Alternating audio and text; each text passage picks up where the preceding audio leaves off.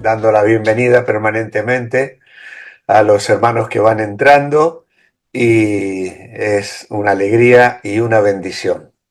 Así que todos muy bienvenidos y que el Señor sea glorificado en esta noche y hable a nuestros corazones también al considerar estos temas que tal vez no son tan comunes porque no se habla mucho desde los púlpitos sobre estos temas porque son muy técnicos, pero que creemos importante conocer y repasar alguna vez en la vida cristiana, y seguramente a lo largo de los años habrá oportunidades donde tendremos que defender nuestra fe y es importante conocer precisamente eso, nuestra fe donde está fundamentada.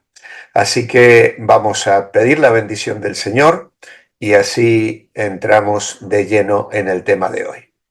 Amado Padre, gracias. Queremos darte con todo nuestro corazón por estar reunidos a través de este medio, en la distancia, en lugares tan distintos como hemos mencionado recién, horarios completamente diferentes, pero Señor, con una misma hambre, con un mismo deseo y buscando una misma bendición.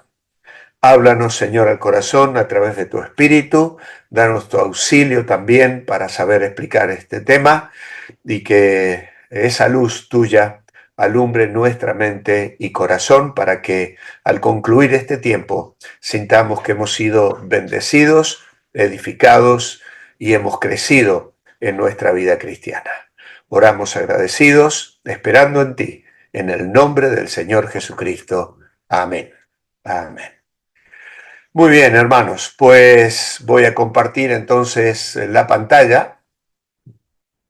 Tengo que darle al sonido aquí también para que me podáis escuchar bien. Llegamos a la clase número 5, la inerrancia de las Escrituras.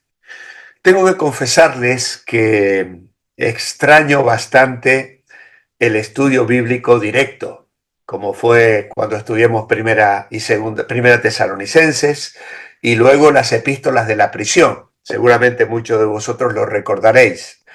Estos temas tan técnicos, como acabo de expresar, son importantes y son necesarios, pero no me siento demasiado cómodo con ellos.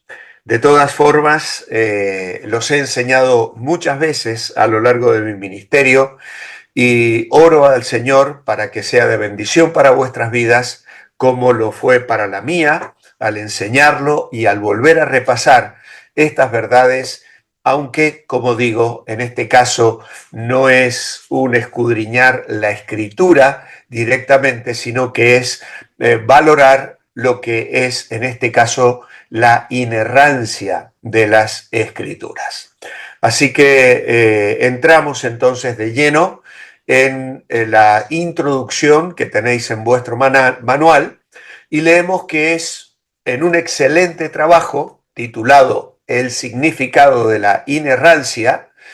Este famoso teólogo, profesor de teología bíblica y sistemática en un muy conocido y fundamental colegio teológico de los Estados Unidos, ofrece esta definición de inerrancia.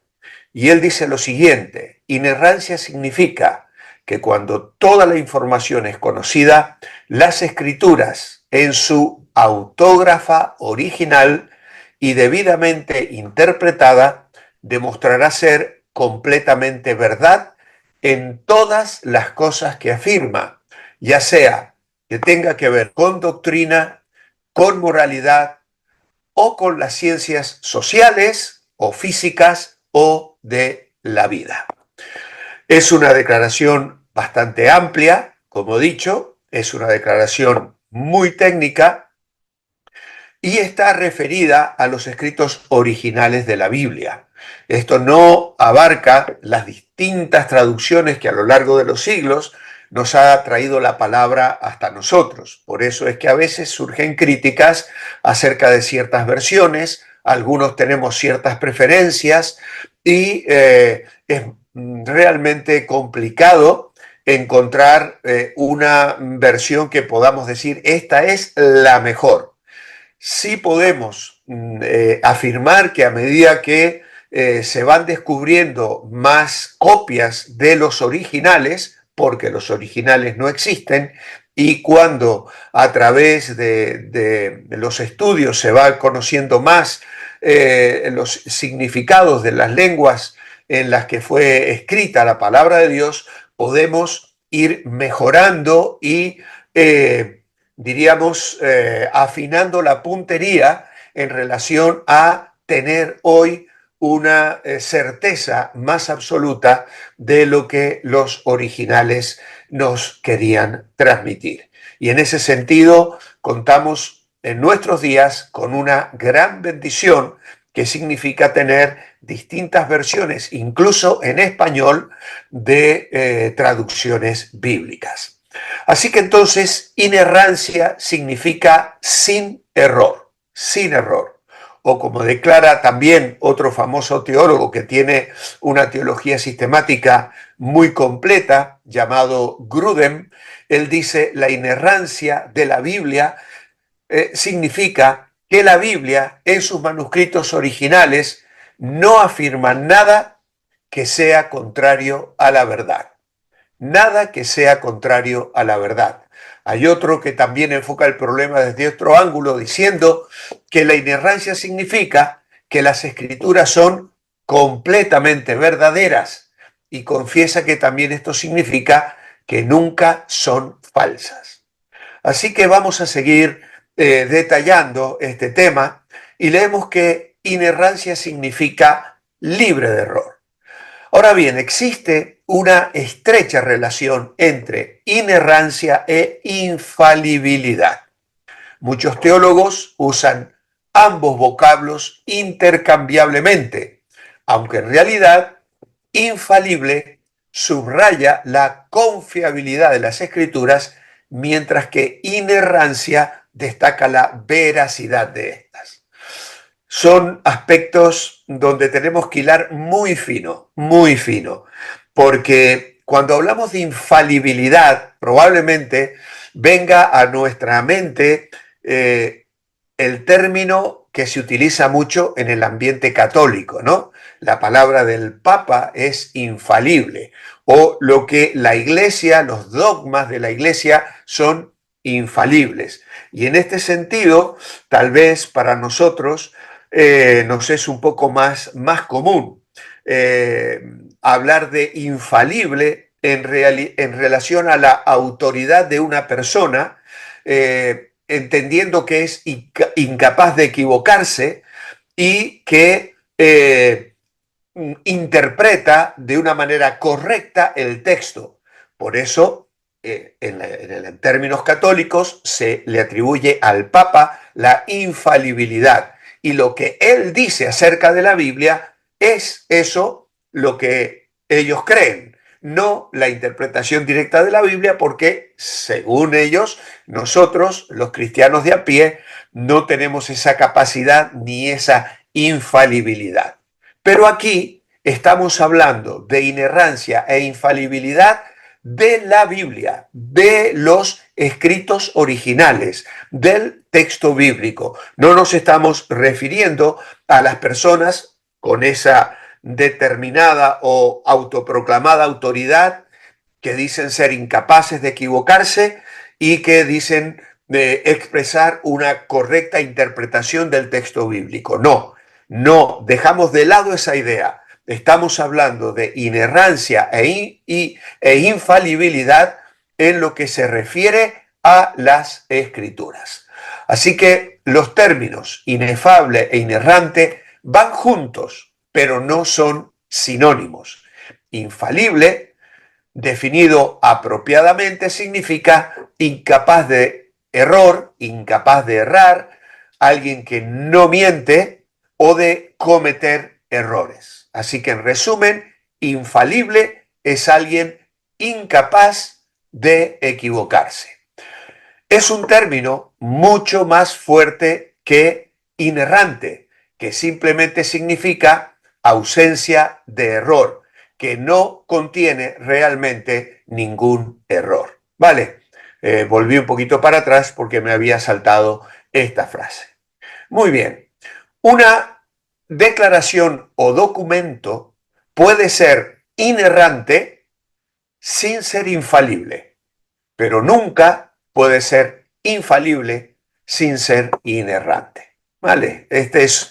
Bueno, esto vas a tener que leerlo y repasarlo, porque a mí también me hace pensar bastante. La Biblia es inerrante porque es infalible.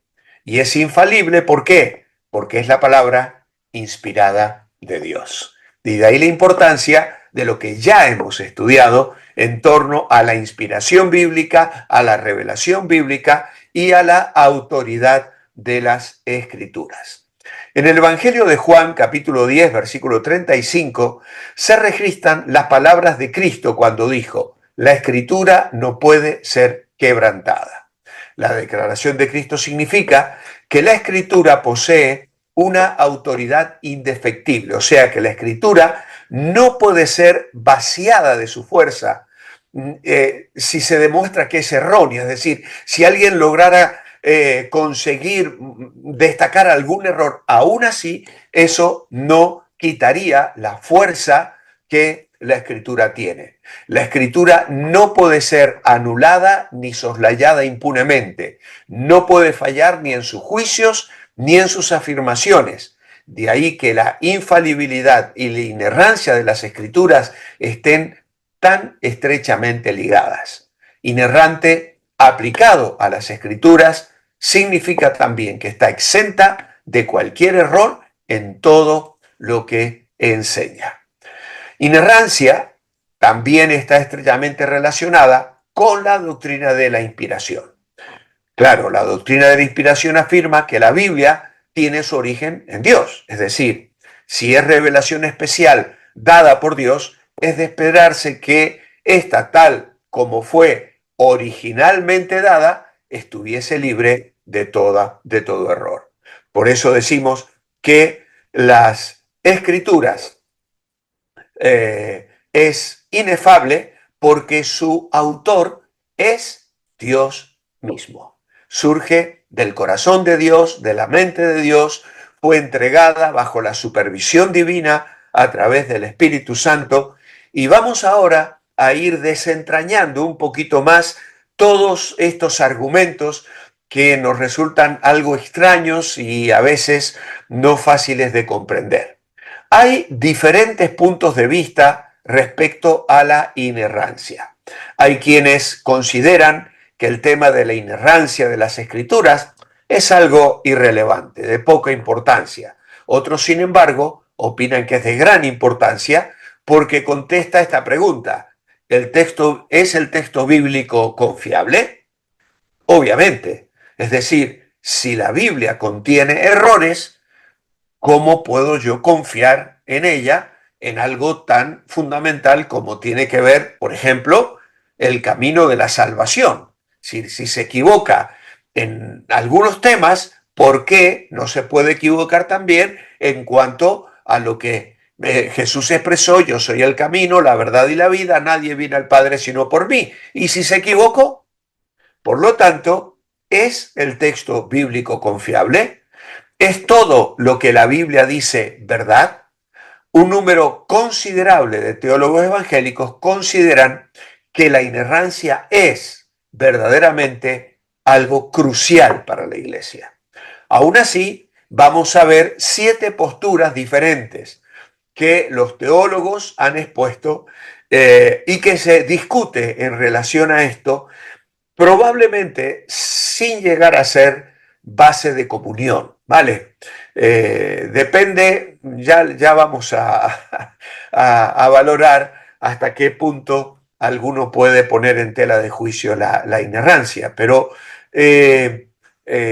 aún así hay aspectos de fe que son sí innegociables, ¿no? Y entonces vamos a mirar estos distintos argumentos. El primero de ellos es la inerrancia absoluta. Esta postura mantiene que la Biblia es totalmente verdadera, aún en las cosas que dice respecto a cuestiones científicas e históricas. Como sabéis, bueno, yo creo que ya he mencionado ese antiguo libro que salió en la década del 60 y la Biblia tenía razón, porque la arqueología comenzó a descubrir la existencia de imperios, por ejemplo, que no se tenía constancia de que en realidad hubiesen existido.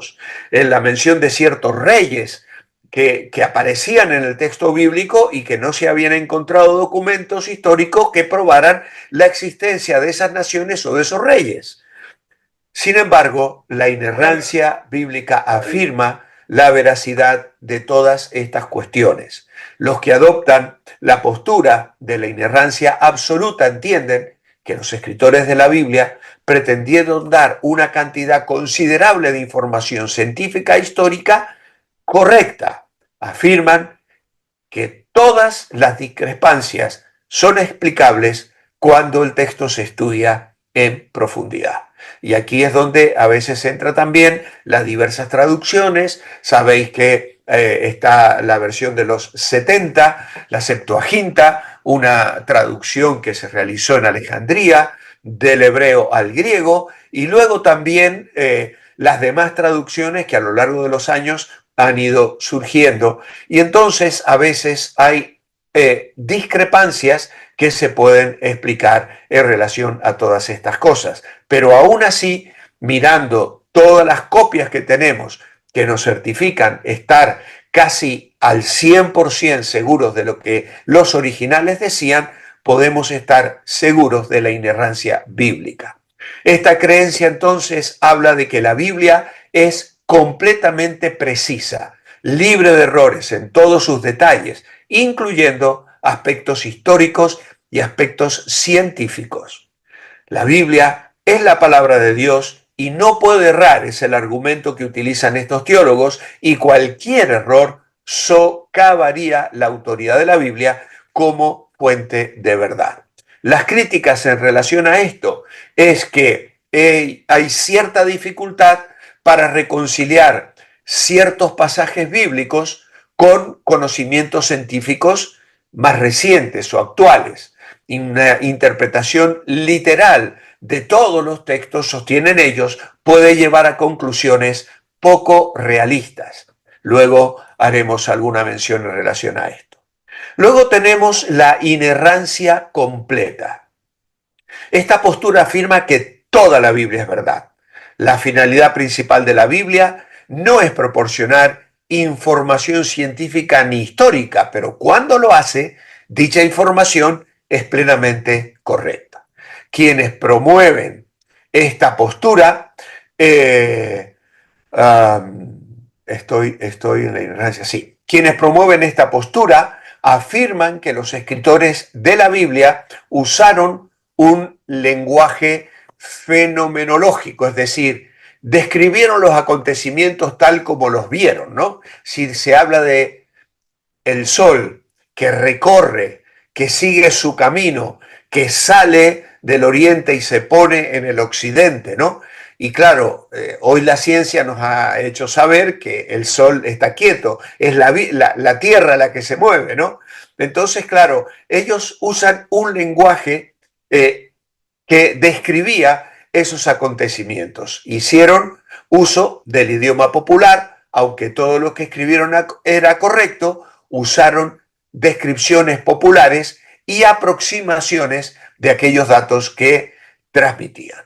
Entonces, los que defienden esta postura de que la Biblia en su forma original es perfectamente precisa en todo lo que afirma sin ningún tipo de error, sea en temas históricos, científicos, teológicos o morales, dicen que cada palabra y detalle son considerados inspirados divinamente y totalmente confiables.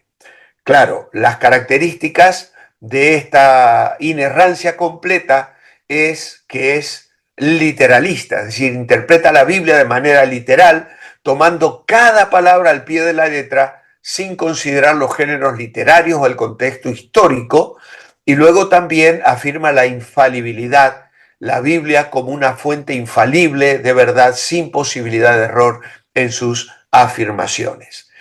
Los argumentos a favor de la autoridad completa o absoluta es que la Biblia es considerada la autoridad final en todas las áreas de la vida, incluyendo la ciencia, la historia, la moral, y esto apoyándose en la inspiración divina, en la autoridad bíblica, que se perdería si tomáramos otra postura, y que la inerrancia completa proporciona un marco consistente para interpretar la Biblia.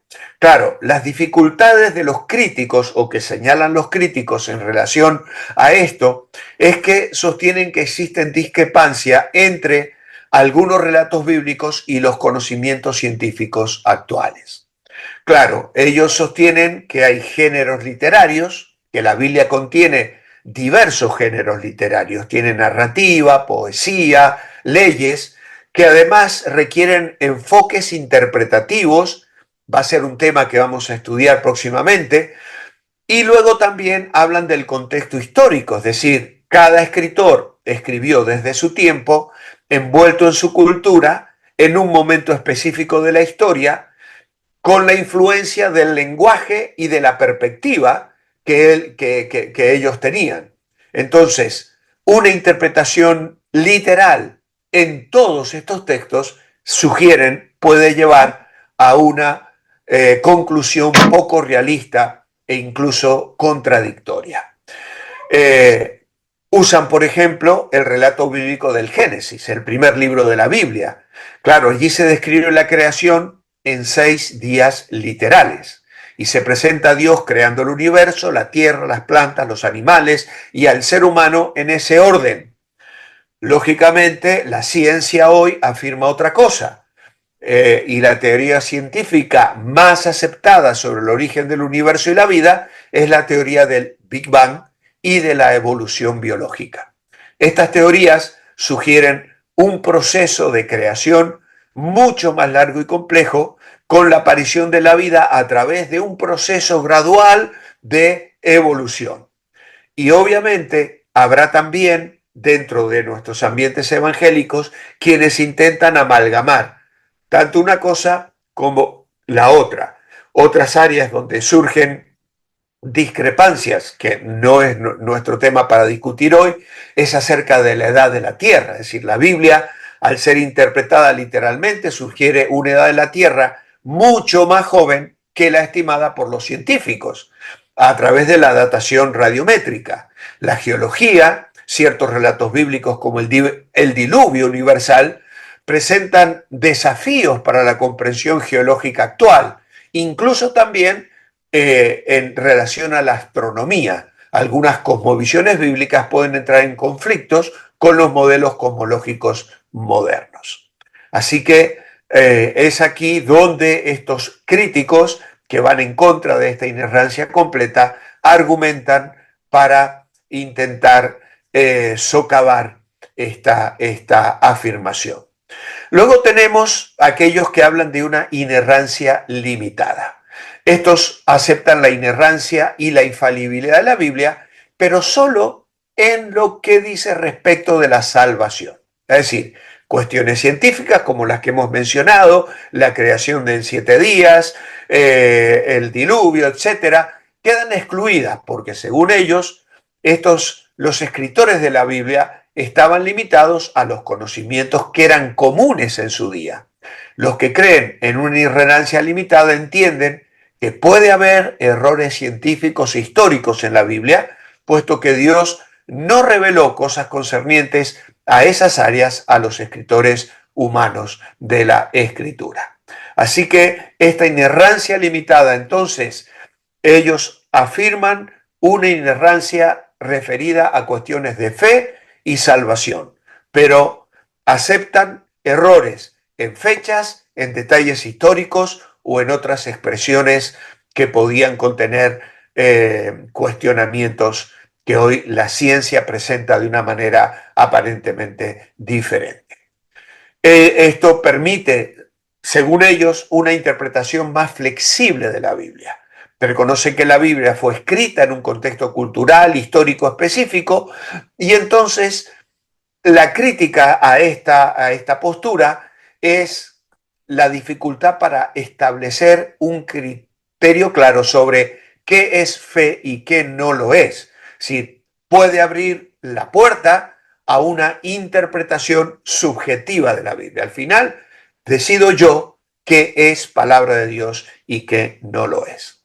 Luego tenemos la inerrancia de propósito. Esta postura declara que la Biblia es inerrante solo en el sentido de que realiza o cumple el propósito pretendido para ella. Es decir, el propósito de las Escrituras, ¿cuál es? Que la gente conozca a Cristo y no darle información a la humanidad de otras realidades. Entienden que la revelación bíblica no es proposicional, sino que es un medio para conseguir un fin. Es decir, que los hombres conozcan la salvación, pero que no hay nada, es decir, que tenga que ver con una, diríamos, definición de un tipo de vida, por supuesto, sino simplemente que nosotros nos informamos de qué es la salvación.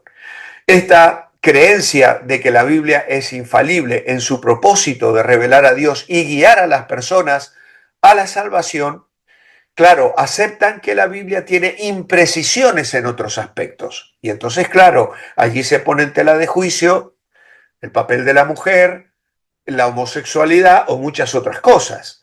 Y entonces, claro, ellos enfatizan la importancia de la Biblia como medio de transformación espiritual, pero permite una lectura contextualizada de los textos bíblicos y entonces, claro, la crítica es que la Biblia puede ser vista o que esta postura, perdón, puede ser vista como una forma de relativizar la autoridad de la Biblia.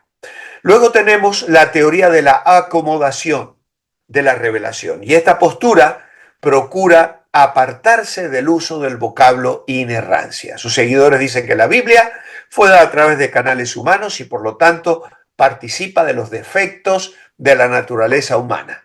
Y quienes sostienen este punto de vista dicen que la Biblia contiene errores, no solo en cuestiones científicas históricas, sino que también en áreas doctrinales. Los que mantienen la teoría de la acomodación no aceptan la inspiración plenaria y verbal de la Escritura. Creen que la Biblia es un producto de la palabra falible de hombres falibles y obviamente no es palabra de Dios. La Biblia es un producto humano inspirado por Dios, pero lleno de errores, con limitaciones culturales, que permite una interpretación más crítica y contextualizada de la Biblia. Claro, nos acomodamos a las filosofías modernas y reconocen la evolución de la comprensión teológica a lo largo de la historia, pero claro, socava la autoridad de la Biblia como fuente de verdad absoluta. Y finalmente, la teoría neo-ortodoxa, de esta hemos tenido que hablar bastante acerca de la inspiración, y esta, como hemos dicho, surgió como una reacción al liberalismo racionalista del siglo XIX y a principios del siglo XX este teólogo Barth comenzó el movimiento llamado neortodoxia y también teología de crisis. Ellos niegan que la Biblia sea una revelación proposicional, o sea, no creen que la Biblia es una expresión objetiva que registra hechos reales escrita bajo la dirección del Espíritu Santo. Directamente, la Biblia, según ellos, no es revelación, es un testimonio de la revelación. Y en realidad ellos sugieren que la revelación hoy es algo que Dios está haciendo cuando tal vez a través de la Biblia me hace ver una realidad presente y en ese sentido la Biblia se convierte en la palabra de Dios solo si te habla de manera existencial, es decir, si te corrige, si te dice cosas a ti, si cambia tu vida de alguna manera y obviamente para nosotros también es una postura innegociable. Así que, resumiendo, hay quienes entienden que el tema de la inerrancia es totalmente irrelevante. Es más, afirman que el mismo vocablo inerrancia es negativo y divisionista. Además dicen que dicho vocablo no es bíblico, que es de origen tardío en el ámbito teológico, claro, no aparece como tal en la Biblia, aunque luego yo tengo una serie de textos allí muy interesantes que nos ayudan a afirmar esta verdad, y rechazan el concepto de inerrancia porque, en su opinión, distrae del estudio objetivo de las escrituras, afirmando que a priori la inerrancia de la escritura tendrá como resultado impedir un estudio objetivo del texto bíblico. Esta última postura prefiere discutir por completo la cuestión de la inerrancia hasta el punto que no forme parte del estudio de la teología. Es un tema que preferimos ni discutir, ni hablar, ni que se conozca. Por eso, ahora vamos a reflexionar en la importancia. ¿Por qué es importante la doctrina de la inerrancia? Bueno, como hemos dicho, esta doctrina tiene que ver con la confiabilidad y la veracidad de la Biblia. La Sagrada Escritura es inerrante porque es la palabra de Dios. Si Dios es infalible, su palabra tiene que ser infalible. Si en Dios no hay mudanza ni sombra de variación, como dice Santiago 1:17, su palabra tiene que poseer las mismas características. Y este conocido teólogo que ha fallecido hace unos pocos años, del que ya os he hablado varias veces, afirma en relación a la inerrancia lo siguiente. Él dice que la inerrancia y la infalibilidad de la Biblia es confesar fe en el origen divino de la Biblia y en la veracidad y confiabilidad de la Biblia. Y el valor de estos vocablos es que conservan el principio de la autoridad bíblica, porque declaraciones que no son absolutamente verdaderas y confiables no pueden ser absolutamente autoritativas. Así que la creencia en la inerrancia de la Biblia, en que la Biblia es completamente verdadera y libre de errores en su contenido original, tiene un profundo impacto en la vida diaria de un creyente.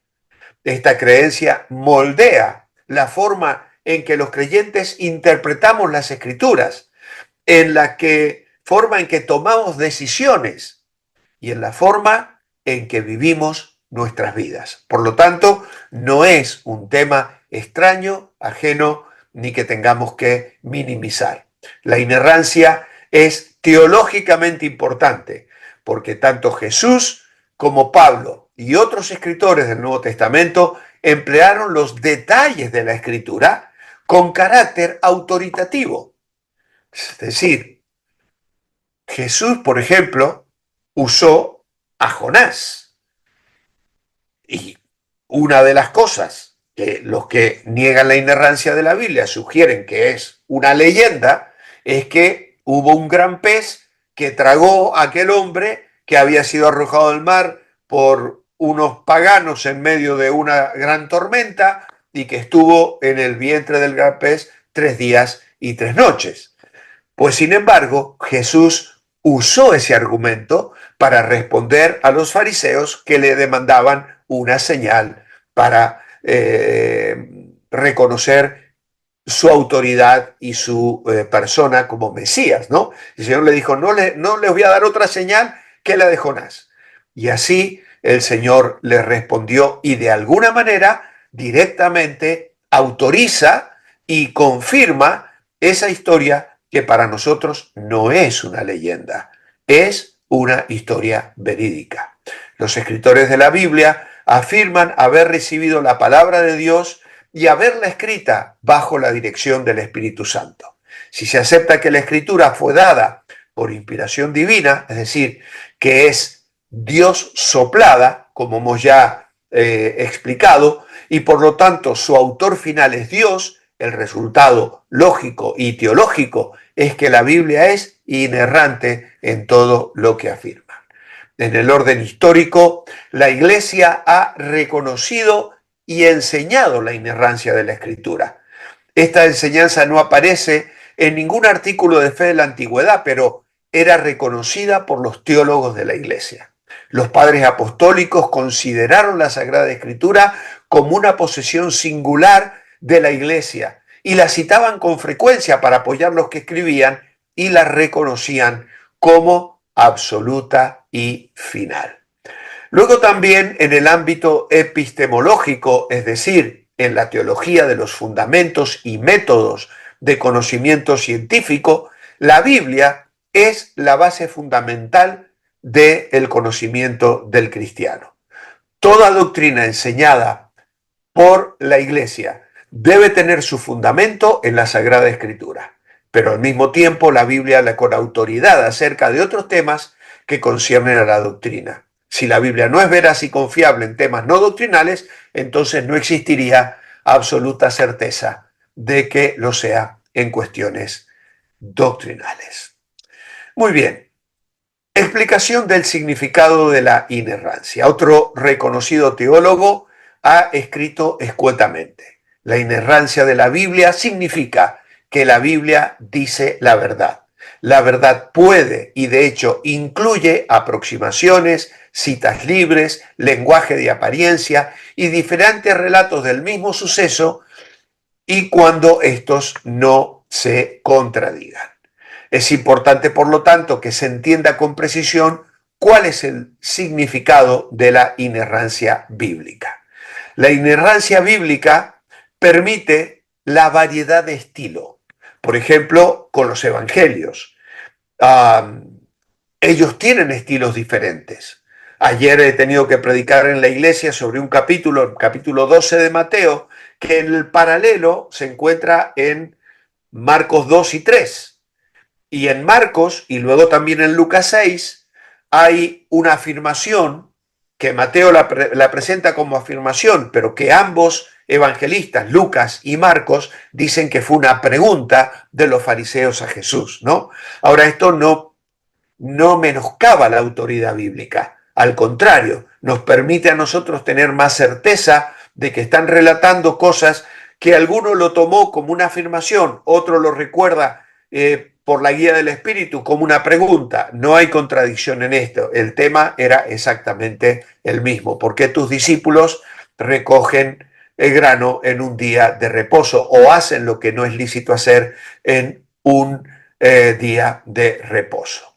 La inerrancia permite la presencia de variedad de detalles, como el que estoy dando ejemplo, al explicar el mismo acontecimiento. Los llamados evangelios sinópticos explican el mismo acontecimiento de manera algo diferente. Por ejemplo, hay un evangelio que habla de la sanidad de un ciego y el otro parece contar de dos ciegos. Son perspectivas que no se contradicen entre sí. La inerrancia entonces no exige una descripción literal de los sucesos que se informan. Los historiadores de la antigüedad citaban de manera libre acontecimientos narrados por otros autores.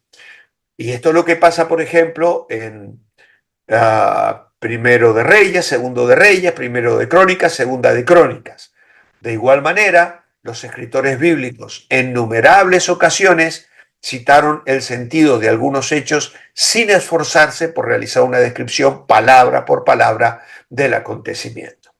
La inerrancia no exige la utilización precisa de reglas gramaticales. Los escritores del Nuevo Testamento usaron pronombres masculinos para sustituir los sustantivos neutros, que no existen en español. Nosotros hablamos en femenino o masculino, pero en el griego hay sustantivos neutros. Los lapsos gramaticales que aparecen en el texto bíblico en ningún modo militan en contra de la doctrina de la inerrancia de la palabra de Dios. Tanto la veracidad como la confiabilidad de la Sagrada Escritura no son afectadas en lo absoluto por la manera como los escritores sagrados usaron los recursos lingüísticos para registrar el mensaje de Dios. La inerrancia permite la presencia de pasajes conflictivos. Debe recordarse que la Biblia fue escrita en 3 idiomas durante un largo periodo de tiempo, posiblemente de 1500 años. Algunos problemas señalados por eruditos de generaciones pasadas han sido resueltos. El hecho de que por muchos siglos la Biblia era el único libro que mencionaba el sustantivo eteos o hititas, por ejemplo. Fueron los arqueólogos modernos quienes primero reconstruyeron un bosquejo histórico del antiguo imperio de los eteos. Así que lo que antes era un problema, la existencia de una nación que no era mencionada en ningún registro histórico fuera de la Biblia, encontró una resolución. Muchos de estos temas problemáticos han sido satisfactoriamente explicados y otros probablemente todavía aguardan solución. La doctrina de la inerrancia exige que el relato no enseñe ni errores ni contradicciones. Si hay errores y contradicciones en la Biblia, esta no sería la palabra de Dios y por lo tanto no tendría autoridad divina. Cualquier contradicción o error en el texto bíblico, tal como existe hoy, es producto de la transmisión de dicho texto o de una interpretación defectuosa del mismo. Así que entonces llegamos al final, aunque no hemos llegado al final de la clase, resumen y conclusión. Hay tres posturas respecto de la base de la autoridad para el cristiano. Sin duda, el verdadero cristiano reconoce que la autoridad suprema está en Dios, pero el cristiano reconoce además que Dios ha dado una revelación sobrenatural, o sea, la Sagrada Escritura. El pueblo de Dios, tanto en el Antiguo como en el Nuevo Testamento, así como a través de los siglos, ha reconocido que la Biblia es la palabra de Dios y por lo tanto posee autoridad divina. Los cristianos evangélicos, herederos de la Reforma protestante, reconocen la autoridad de las Sagradas Escrituras. Los pre-reformadores, los reformadores y sus seguidores han proclamado el lema sola escritura, es decir, solo la Biblia.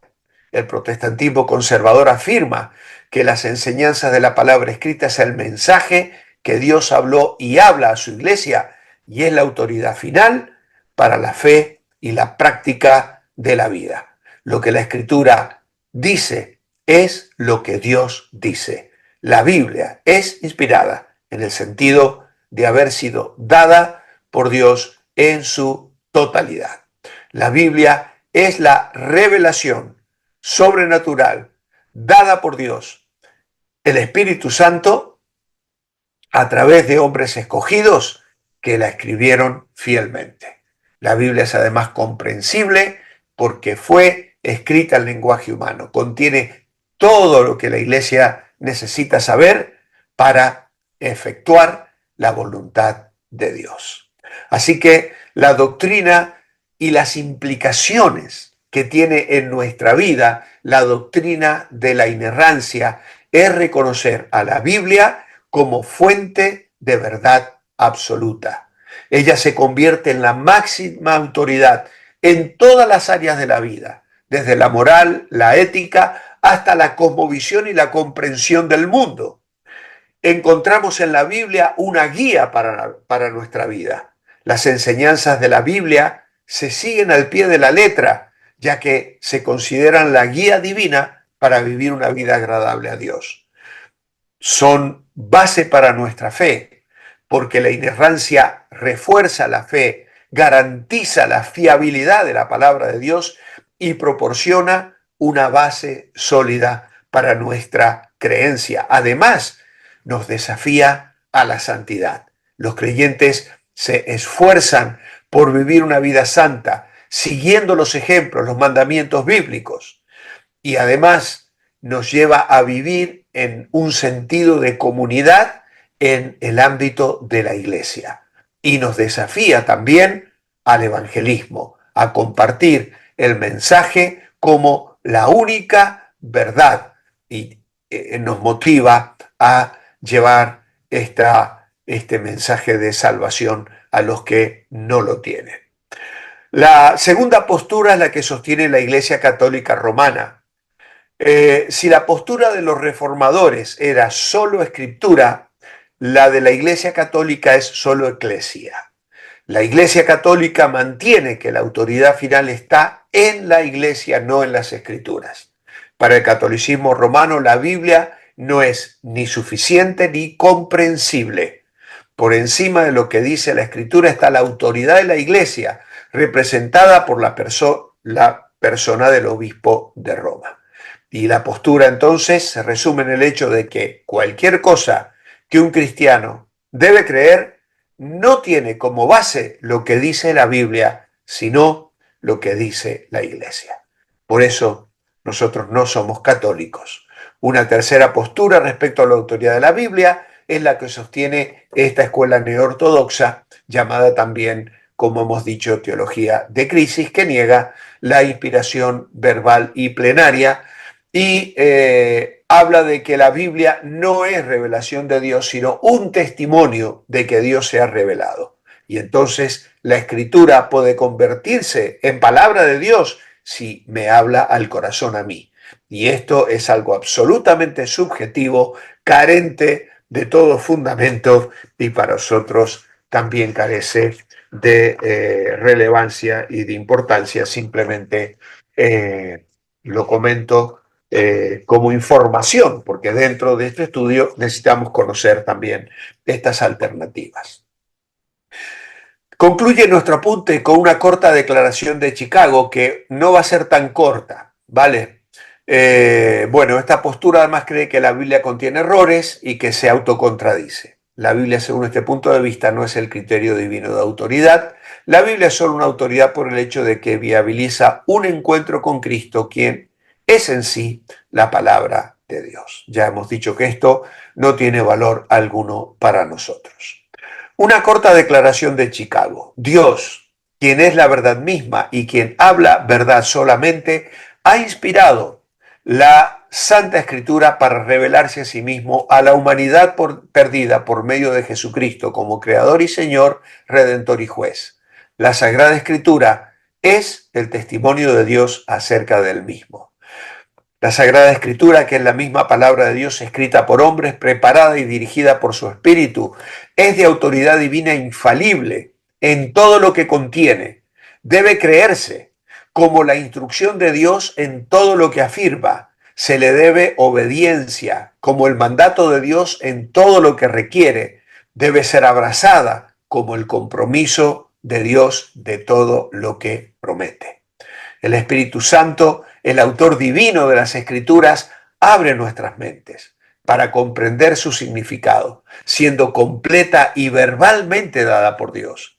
La Escritura no tiene error, ni falla en su enseñanza, ni tampoco lo que declara acerca de los actos de Dios en la creación, en la historia del mundo, de sus propios orígenes literarios, bajo la égida de Dios y en su testimonio de la gracia salvadora de Dios en la vida de las personas, de los individuos.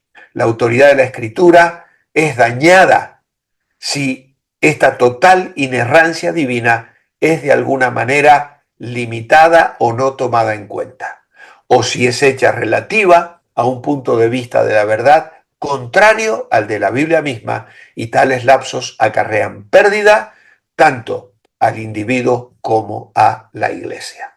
Así que yo extraje de esta declaración de Chicago, de la que ya hablé hace unas semanas atrás cuando hablamos de la revelación, y quiero ahora dejaros aquí algunos artículos que contiene esta declaración.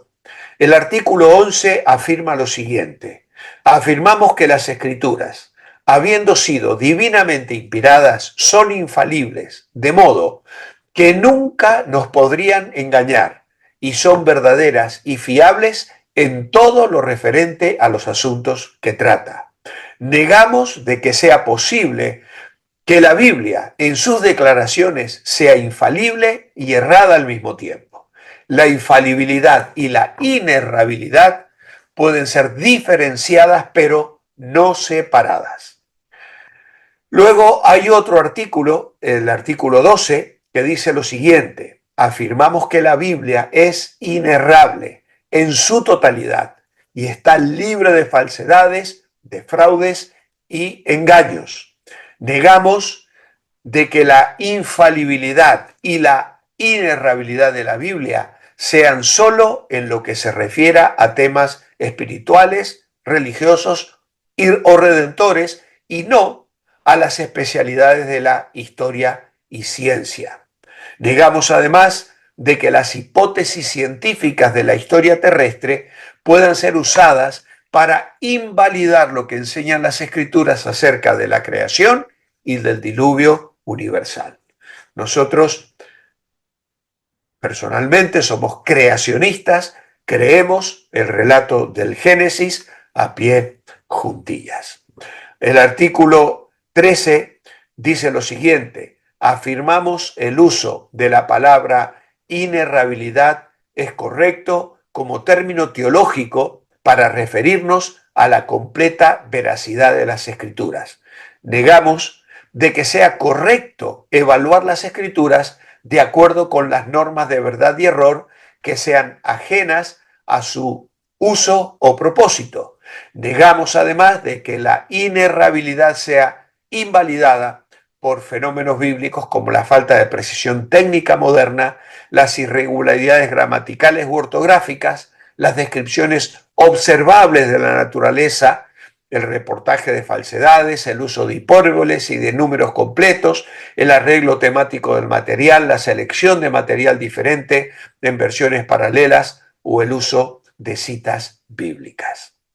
El artículo 14 dice: afirmamos la unidad y consistencia intrínsecas de las Escrituras. Negamos de que presuntos errores y discrepancias que todavía no se hayan resuelto menoscaben las verdades declaradas de la Biblia.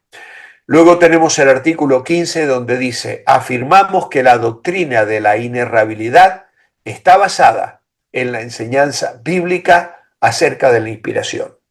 Negamos de que las enseñanzas de Jesús acerca de las Escrituras puedan ser descartadas por apelaciones a complacer o a acomodarse a sucesos de actualidad o de cualquier limitación natural de su humanidad. Así que nos negamos a negociar con las posturas que pretenden reinterpretar y dejar de lado cuestiones que hoy el mundo está enfocando en una manera completamente contraria a lo que la palabra de Dios dice. Y el último artículo de esta declaración de Chicago sobre la inerrabilidad es el 16 y dice: afirmamos que la doctrina de la inerrabilidad ha sido esencial durante la historia de la Iglesia en lo que a su fe se refiere. Negamos de que la inerrabilidad sea una doctrina inventada por el protestantismo académico o de que sea una posición reaccionaria postulada en respuesta a una crítica negativa de alto nivel intelectual. Así que, hermanos, si queréis tener algunas citas bíblicas que también nos ayuden, podéis apuntar. No las puse aquí, pero os las puedo dictar. El Salmo 18:30. Salmo 18:30 dice: en cuanto a Dios, perfecto es su camino, y acrisolada la palabra de Jehová, escudo es a todos los que en él esperan. Salmo 18:30. Luego tenemos el Salmo 19:9. Dice: el temor de Jehová es limpio, que permanece para siempre.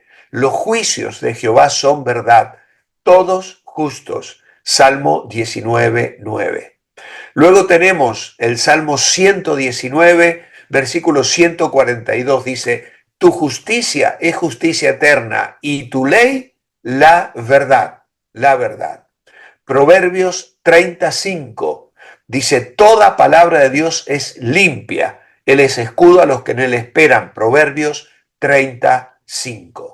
En Juan capítulo 8, versículo 26, Jesús dice: muchas cosas tengo que decir y juzgar de vosotros, pero el que me envió es verdadero, y yo lo que he oído de él, esto habla al mundo. Juan 8, 26. Luego tenemos Juan 17, 17. Santifícalos en tu verdad, tu palabra es verdad. Santifícalos en tu verdad, tu palabra es verdad. Juan 17.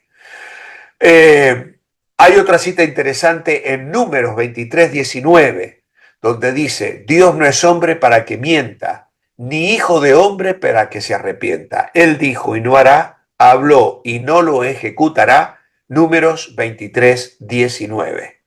Luego en segunda Samuel 7:28 dice, ahora pues, Jehová Dios, tú eres Dios y tus palabras son verdad y tú has prometido este bien a tu siervo. Es la oración de David en respuesta a la promesa mesiánica que le da Dios en el segundo libro de Samuel, capítulo 7, verso 28.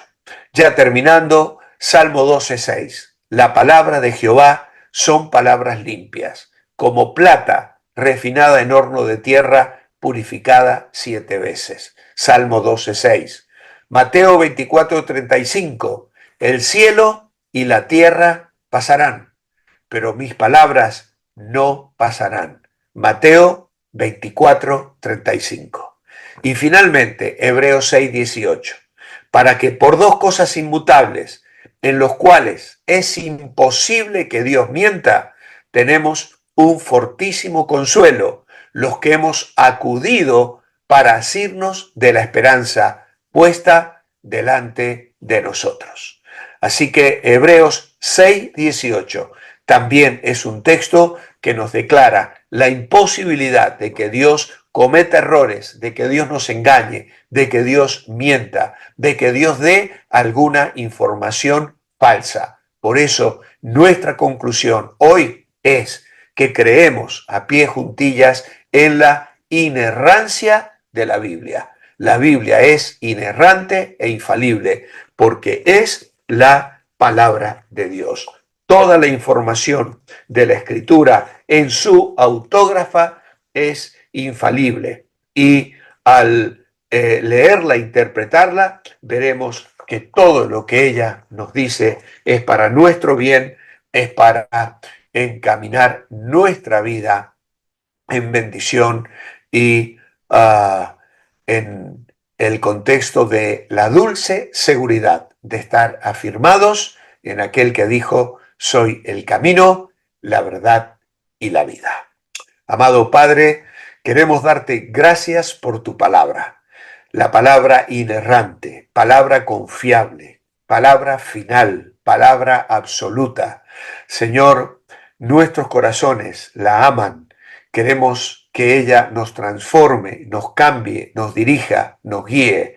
Es miel al paladar, es un manantial de agua fresca y como nos dice el Salmo 1, queremos, como ese árbol, estar plantados junto a esas corrientes de agua y dar fruto para gloria de tu nombre. Te alabamos, Señor, por esta bendita palabra, la palabra de Dios.